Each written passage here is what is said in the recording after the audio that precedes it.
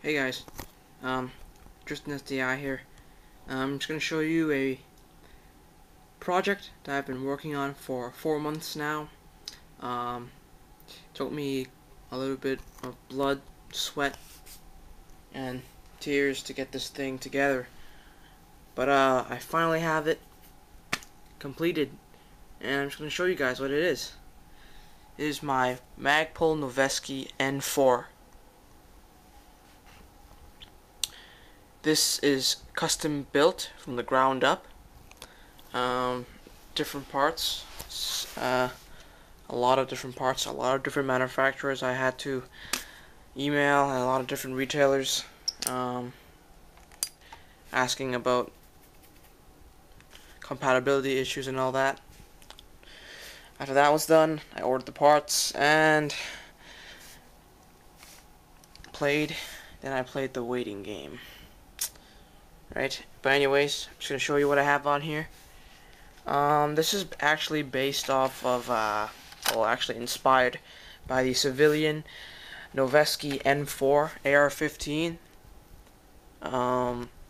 Just like the real steel, I have the Noveske 10-inch rail system, as well as the Viltor carbine stock. The only difference is that I don't have the flash hider that it has, or the lower receiver, or the grip.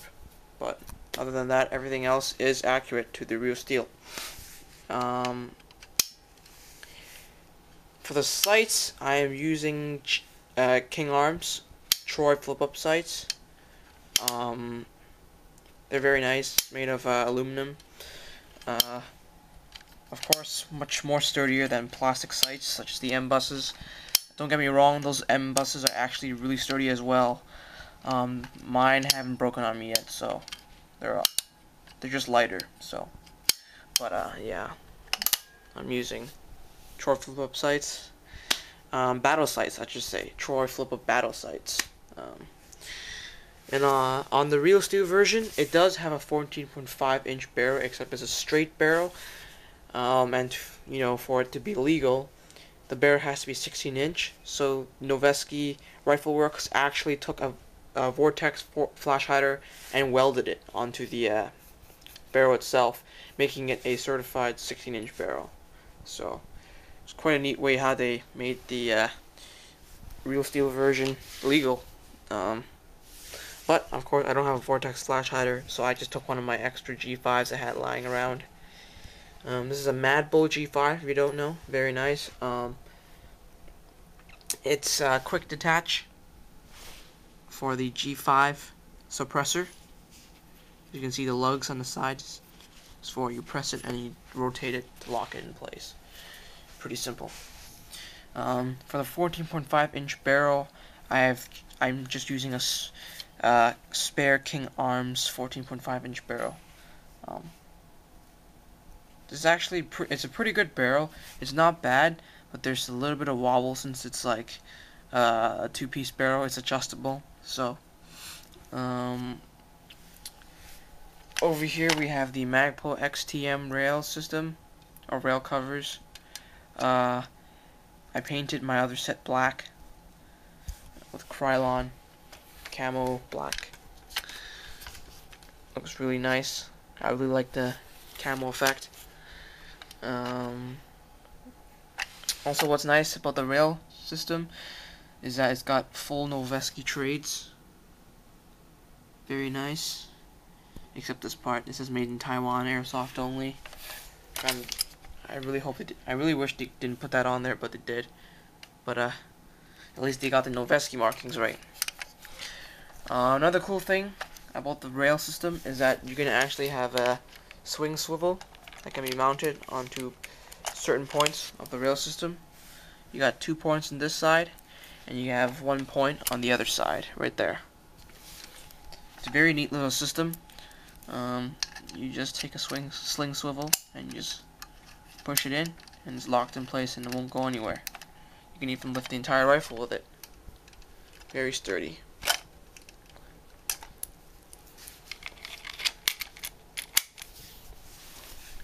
Going to the receiver, I have a GMP upper receiver. This is for my spare black Magpul PTS metal body, and I just recently purchased a new lower, an FDE lower. So it's a very neat looking body, and I really love them. Very sturdy, and I just think it just looks better than the standard standard bodies or receivers. And the trigger guard is like, it's part of the receiver, so you can't even remove it. So one less part I have to worry about. So I think it's a really efficient looking receiver. It looks practical too. I mean, it does look more sturdier. It looks more durable than the standard lower receivers. Magpul has really outdone themselves designing this lower receiver. I know the real steel version is limited, very limited. I think it's called the Magpul Billet lower. It's very sweet looking lower receiver. It looks great, especially on real steel rifles. But too bad they're only for, made for employees and extremely limited for a civilian. But yeah. Moving up, we have the Magpul PTS MOE grip. Very nice grip. I have no need to get a Myad grip because, well, the size of the MOE is perfect for my hands. So, oh yeah, I realized that in my other video I said that the standard A2 grips give me blisters. They're actually aren't blisters. They're just gunner's grips, gunner hands, or what do you call them? Shooter hands. So you can see, but yeah, it's really sweet. On the body, we have a King Arms ambidextrous mag release. Demonstration here. It's a P mag. Can be released from the left side, as well as for left-handers as well, left side. It's very sweet.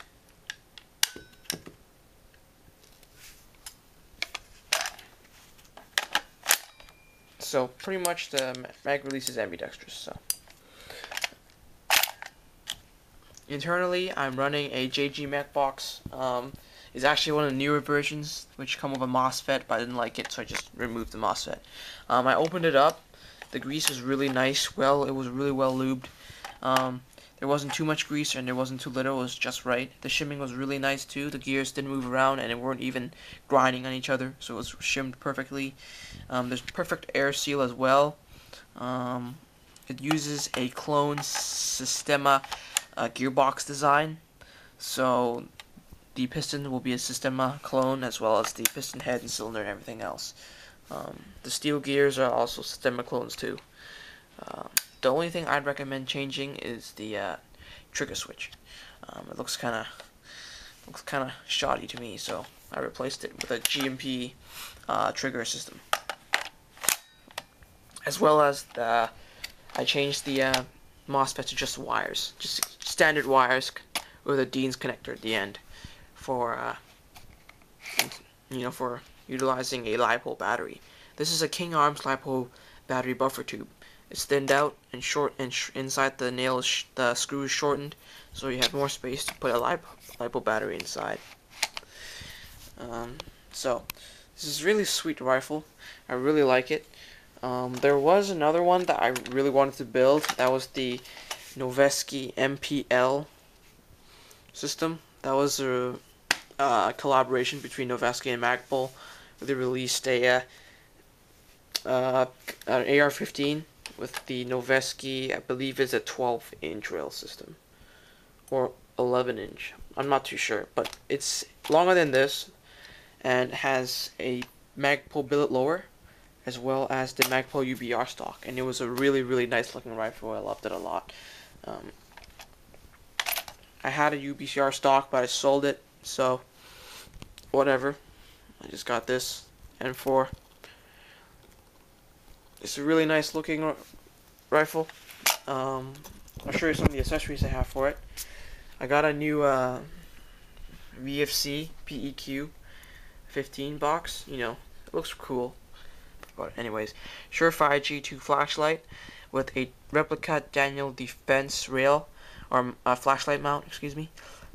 It's very sweet. Oh yeah, this is I'm still getting used to my camera. It has this motion tracking thing that, you know, is moving up and down right now. But anyways, Daniel defense flashlight mount, very nice. I had to go out to a hardware store and get longer screws for it because, you know, the diameter for the flashlight was too thick. Well, I should say too long. So, but anyways, moving on. I also got a new ACOG scope that I will be reviewing for you guys as soon as I get my GBBR or gas blowback rifle built. Yes, I'm also custom building another gas blowback rifle.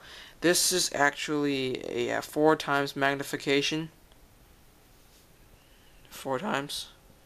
Very sweet, as you can see. You can zoom in and stuff. It actually is fully adjustable elevation and windage, and can hold up to gas blowback rifles. This was even tested on a real AR-15 to see if it holds 0, and it definitely does. There's a video on here. I forgot where or who uploaded it, but it's up there somewhere on YouTube. Just look for it, you'll find it. I also have an EOTech 556, which is my primary optic that I use. It just mounts on very simply like that, and it just screws on very nicely. Very sweet looking, makes the gun look even more badass.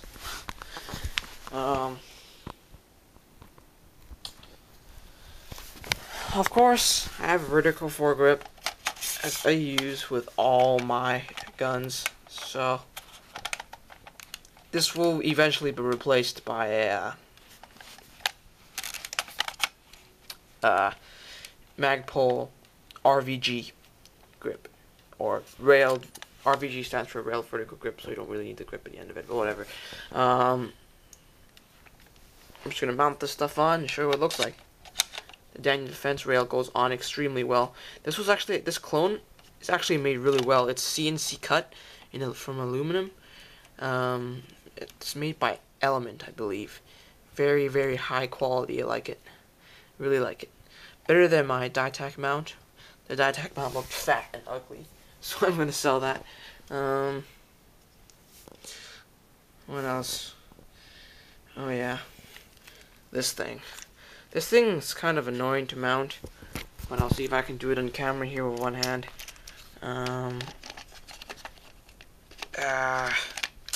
This is annoying. Okay, wait a minute. I think I got it. Okay. You screw it on, and it is installed. This is a fully functional PEQ-15, if I haven't mentioned it, but here it is. You can see that the light, there's actually a laser as well as a flashlight, which is a very nice feature.